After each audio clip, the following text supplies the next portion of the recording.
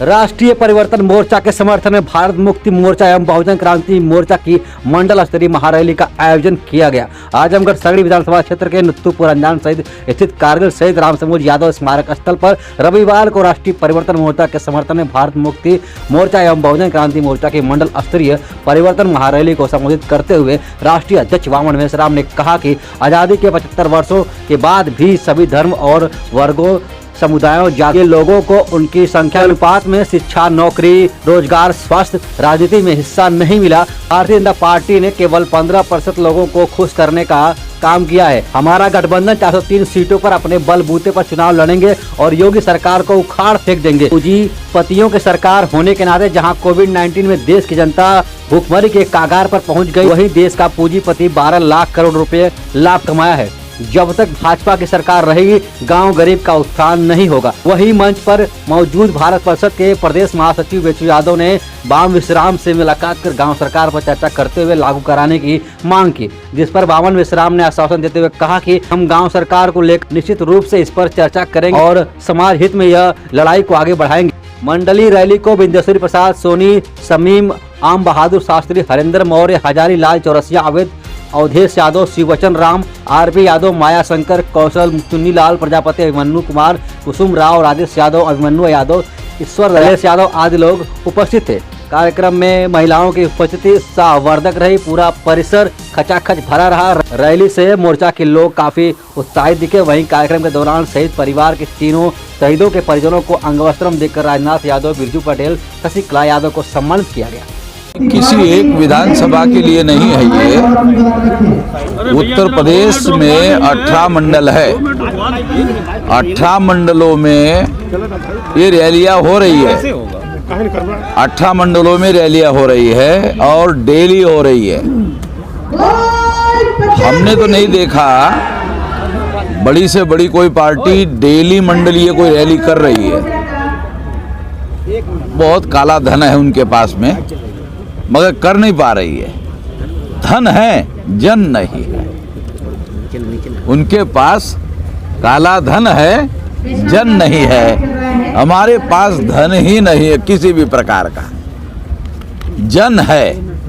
इसलिए डेली मंडलीय रैलियां कर रहे हैं।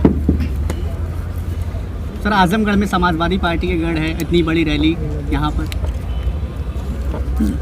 समाजवादी पार्टी पिछड़ों की पार्टी है, उनसे हमारा बैर और दुश्मनी होने का कोई वजह तो है नहीं।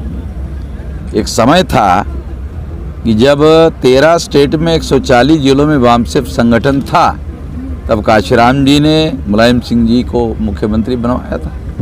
ये तो हिस्ट्री है। और हमारी भी मुलाकात अखिलेश जी की हुई थी। हमने कहा था कि ये प्लान दोहराया जा सकता है।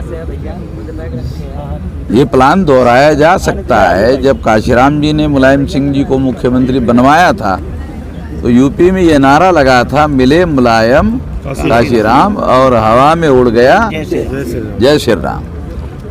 तो हमने कहा कि यदि अभी हम आपको मुख्यमंत्री स्वीकार कर लेते हैं और आपकी 60% सीटें पुराने फार्मूले के अनुसार वो भी स्वीकार कर लेते हैं, तो दूसरे दिन मुख्यमंत्री पद सील हो जाएगा। कोई ताकत नहीं है जो सरकार बदलने के लिए रोक लगा सकती है। हमने कहा तो उन्होंने कहा कि ठीक है, दिवाली के बाद में हम लोग मिलेंगे।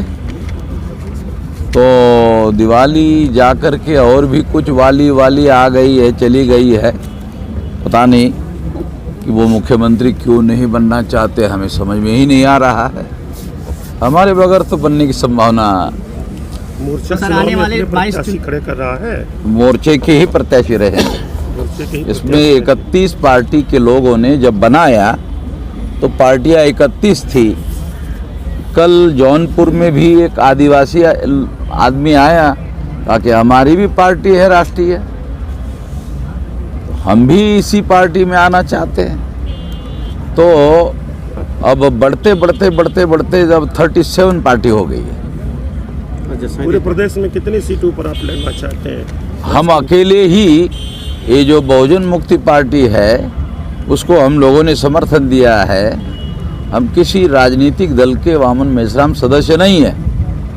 हम वाम से भारत मुक्ति मोर्चा बहुजन क्रांति मोर्चा के द्वारा राजनीति में हस्तक्षेप कर रहे हैं, सदस्य नहीं है। हम समर्थन देने के लिए रैलियां कर रहे हैं, ये सारी रैलियां। और अभी 37 दल हो गए हैं राष्ट्रीय परिवर्तन मोर्चा के अंदर। जैसे सोनिया जी ने और कांग्रेस जी ने यूपीए बनाया और अटल जी और आडवाणी जी ने एनडीए बनाया था, वैसे हमने ये आरसीएम बनाया है, आरपीएम, राष्ट्रीय परिवर्तन मोर्चा। देवेंद्र प्रताप सिंह, कार्यकारी राष्ट्रीय अध्यक्ष बहुजन मुक्ति पार्टी नई दिल्ली। यहाँ पे किस तरह का कार्यक्रम किया जाएगा? ये राष्ट्रीय परिवर्तन मोर्चा बनाया गया है माननीय वामन मेश्राम साहब के नेतृत्व में। लगभग 31 पार्टी के लोगों ने मिलकर के हम लोगों ने मेश्राम साहब से अनुरोध किया था कि आप हमारा नेतृत्व करो, क्योंकि आपके पास में एक बड़ी सूझबूझ है। 40-45 साल से आप समाज में लीड करने का काम कर रहे हैं। भारत की राजनीति में आज तमाम पिछड़ों को, अनुसूचित जाति जनजाति, अदर बैकवर्ड क्लासेस के लोगों को अधिकार से वंचित करने का काम हो रहा है। रूलिंग पार्टी संवैधानिक अधिकारों को समाप्त करने का काम कर रही है और कोई भी अपोजिशन पार्टी उन अधिकारों को बचाने की बोली बोलने के लिए तैयार नहीं है। इसलिए हम लोगों ने 2022 को चुनाव को ध्यान में रखते हुए और 2024 के लोकसभा चुनाव को ध्यान में रखते हुए ये राष्ट्रीय परिवर्तन मोर्चा बनाया। इसमें बहुजन मुक्ति पार्टी भी एक घटक दल है और उसका ये मंडल स्तरीय महारैली यहाँ आजमगढ़ मंडल में चल रही है। इससे पहले भी हम लोगों ने 6 रैलियां कर चुके हैं। प्रतिदिन हमारी एक मंडल की रैली होती है।